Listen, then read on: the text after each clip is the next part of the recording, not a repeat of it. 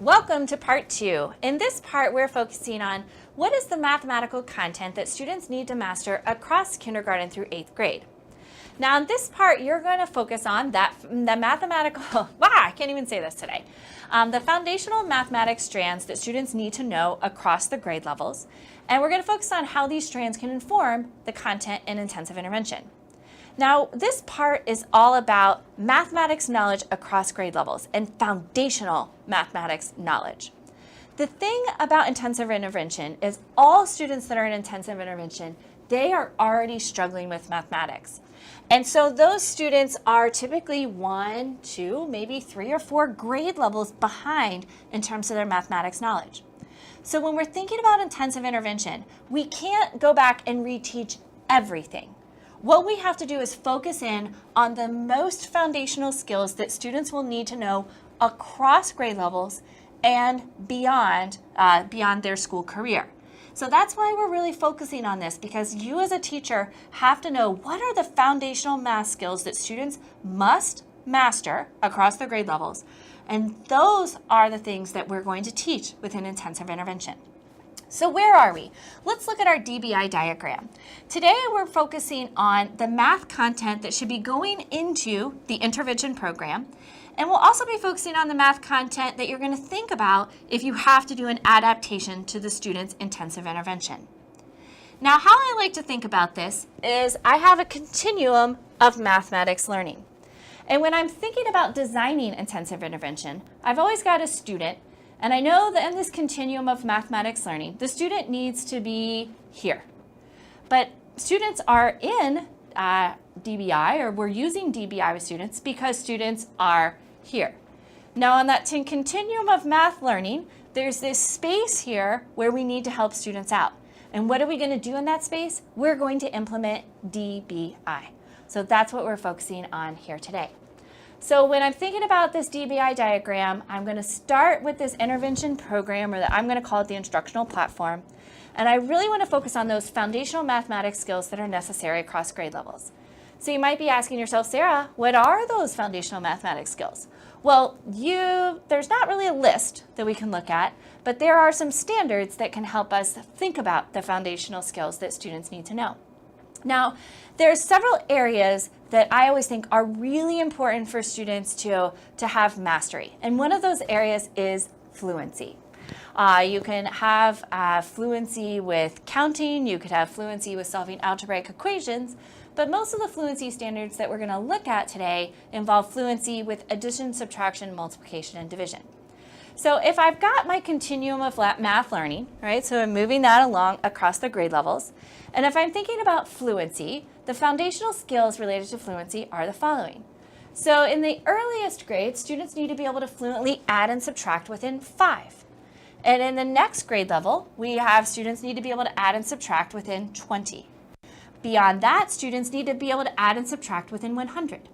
And these are all foundational skills for establishing fluency in mathematics. And I think that all of you would agree that every student needs to have mastery, or needs to have a strong understanding with fluently adding and subtracting within 5, within 20, and within 100.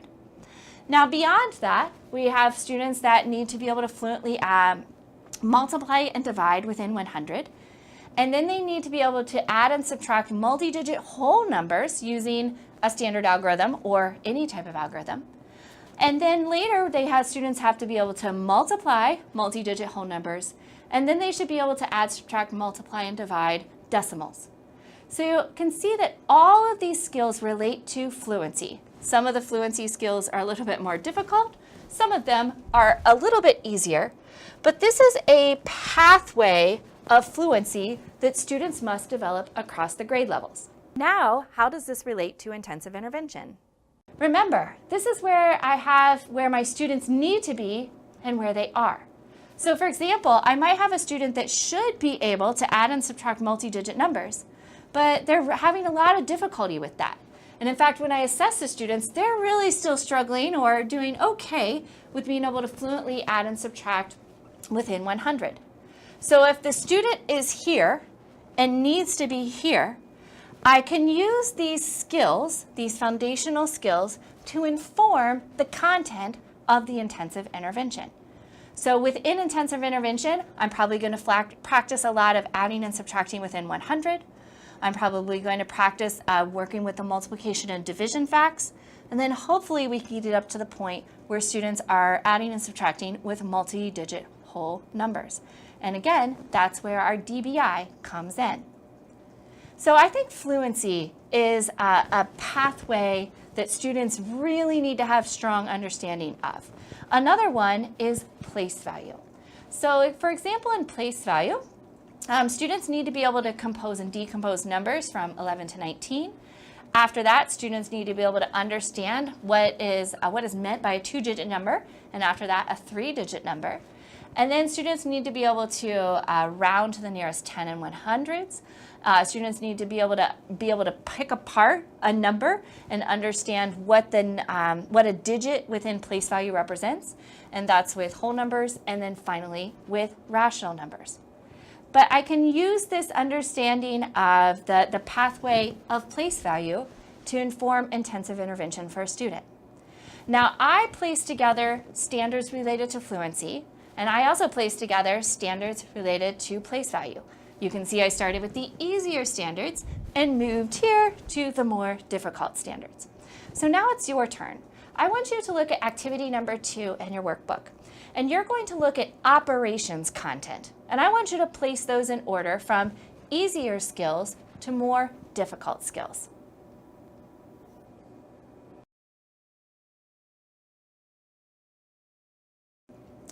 Now, I know you see the answers to activity number 2 in your workbook, but I also want to go over them.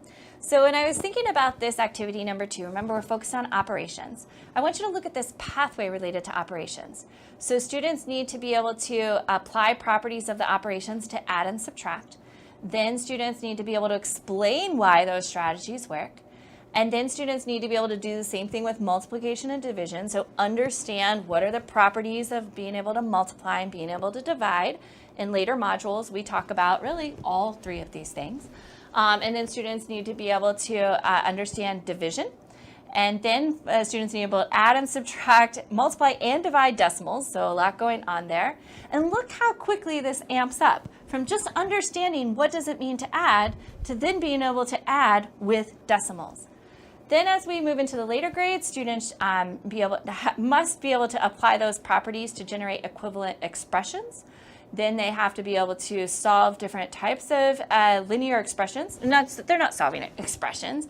They are applying those to be able to expand linear expressions. And then finally, they are solving equations. That's what I was thinking about. I was a grade level earlier than my mind and my talk were not at the same grade levels. But when I'm thinking about the operations, this is another set of very foundational skills that should be included within intensive intervention. And if you have a student that is working on solving equations and interpreting expressions, you should go back and make sure that they know how to understand or know how to do these skills in the earlier grade levels. And most often, these things here are going to inform the intensive intervention because you're aiming to help students with these skills here. Now you get another chance at this. So if you look at activity number 3 in your workbook, you're going to look at problem solving content. And this goes all the way from kindergarten through grade 8. And I want you to see if you can place this content in order.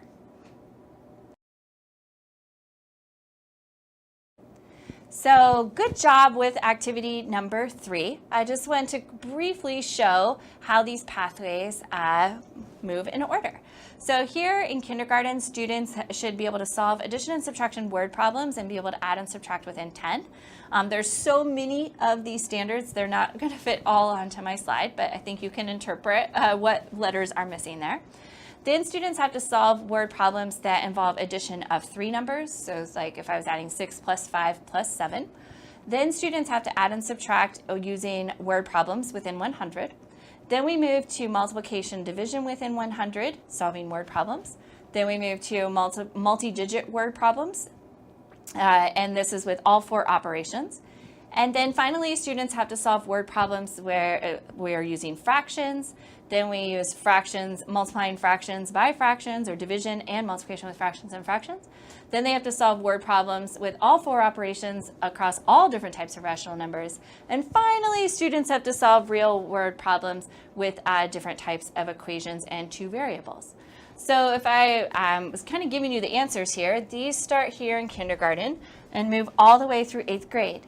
But this is another important pathway that students need to know about and develop a good, strong knowledge with across the grade levels. So that's why I'm going to call it foundational. And you might have a student that is here, or they need to be here, but they're here. And then again, that's where our database individualization comes up. So when I'm thinking about database individualization, and I'm focused on this orange space right here, where we're focused on the intervention, that intervention needs to focus on foundational mathematics that's necessary to learn across grade levels. If you were doing something with base 4, that's really interesting and that's kind of unique, but that's not something that students really need to know across grade levels. They need to know about base 10. So I would hope that you would focus on foundational content that's necessary to learn across grade levels so that it'll help students really boost the mathematics knowledge that they have. Now let me show you an example here. I showed you this one already. This one's about problem solving. Problem solving is one of my favorite things in mathematics to think about teaching. But let's assume that a student needs to be here. So they should be solving multi-step word problems with whole numbers, and they should be using addition, subtraction, multiplication, and division. All right? This is where we want the student to be. But when I do my diagnostic and when I figure out why the student is in intensive intervention, they're here. So they're really just still having difficulty with adding and subtracting with word problems with 1 and 2 steps within 100. So you could see that, you can see that they're here and we want to move them here. Now I've got my continuum of mathematics learning, and to show you this I'm going to spread those out. So it's the same skills. Here they're adding and subtracting within 100, that's where they are. We want them to be here. Now the thing about intensive intervention is that rarely can we do intensive intervention where we're just focused on one thing. So these standards here are all related to problem solving, but even if I was just focused on problem solving, there's other foundational skills that come into play. Now let me show you what I mean. So to be able to add and subtract within 100 with 1 and 2 step problems, students probably need to have an understanding of addition and subtraction. So what does it mean to add? What does it mean to subtract? Students also probably need to have a good understanding of multiplication and division to be able to solve multiplication and division word problems.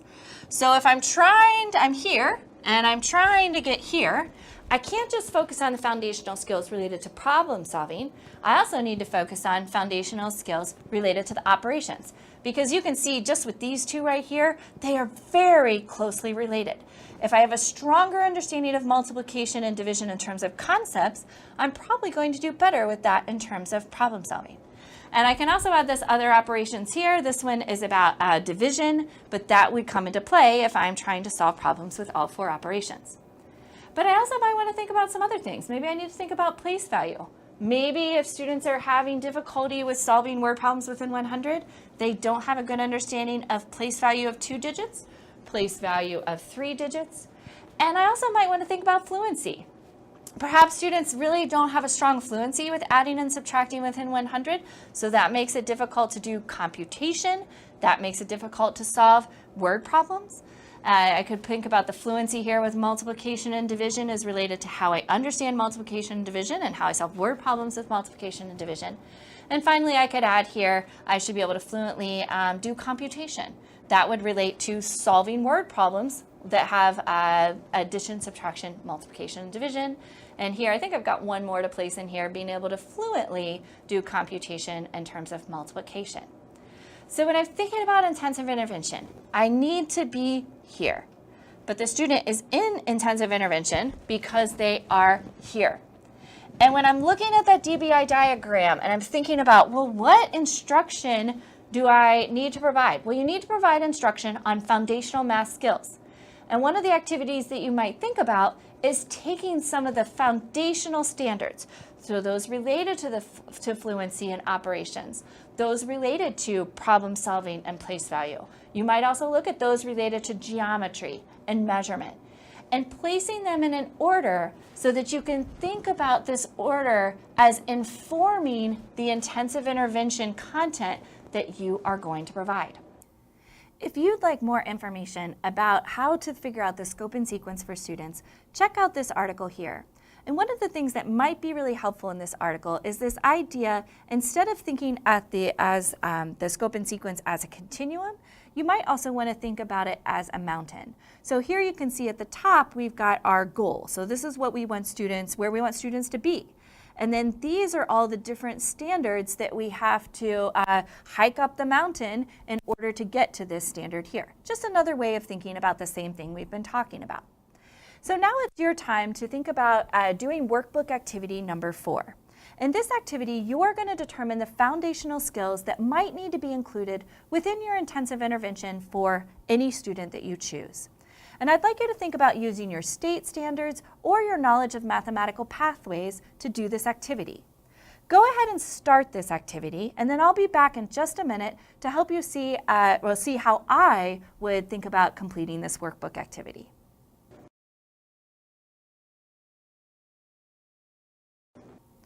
So let's debrief from workbook activity number 4. So in your activity, we have where our student needs to be, which is where using equivalent fractions and adding to add and subtract. But when we think about our student, they're really performing around here, just representing and solving problems using addition and subtraction. So I like to look at the standards to figure out my scope and sequence. And so this is a continuum of really important standards. This comes from Achieve the Core. You may have something like this in your state, or you might want to use this resource because it's a really good one. But when I looked at where I want my students to be, it's right here. So using equivalent fractions to add and subtract. But in reality, my student is kind of in this area here, doing some work with addition and subtraction, but they're definitely not ready to add and subtract within fractions. So then I'm going to look at the important standards in this area here and fill those in on my continuum so that I can figure out what needs to be the focus of instruction to get my student here. Now, your answers may be different than mine, and that is totally cool. There is no single correct response to this workbook activity, so don't worry if yours looks a little bit different. But if I was thinking about this, so here's where my student needs to be, and here's where the student is, I may want to think about standards that are actually a little bit before where the student is, because maybe that's where I need to practice and do some fluency with the student. But then if the student's doing okay representing problems with addition and subtraction, I might want to think about, well, how do they solve problems perhaps presented orally with the 4 operations? And then how are they starting to develop understanding of fractions? Then how is the student solving problems, word problems or written problems within the 4 operations? And then you can see my next 2 standards relate to understanding fractions, which is going to be really important in order for us to get to this, this final standard here. And really, there is no final standard, but this is where we want our student to get to in this example. Now, as you fill in your continuum of mathematics learning, in this course, I've been talking a lot about numbers and operations. And I always talk about those first because they are absolutely essential to all mathematics skills. And so when I think about numbers and operations, that might be how a student performs with whole numbers. Whole numbers are numbers such as 13, 4, 125. How students perform with rational numbers. So rational numbers are defined as fractions, decimals, or percentages. And then later on, how students perform in algebra. But your intensive intervention may also include instruction related to geometry, measurement, data analysis, and maybe anything else in mathematics that's really important for your student. So what have we learned in this part of Module 1? Well, we've really focused on the scope and sequence, which helps us with this section here and this section here about adaptations, because our instruction should always be related to the scope and sequence of mathematics that the student needs to learn.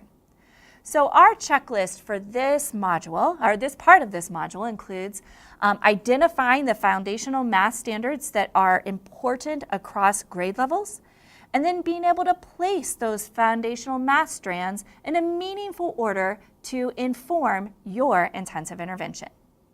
So the last thing that you're going to do is you're going to participate in a discussion board activity. And here I want you to reflect upon something that you're going to teach very, very soon. Might be tomorrow or next week. And think about what's the content that your student knows, what's going to come before that, and what's coming after. How does this knowledge change your instruction when you think about that continuum of mathematics learning?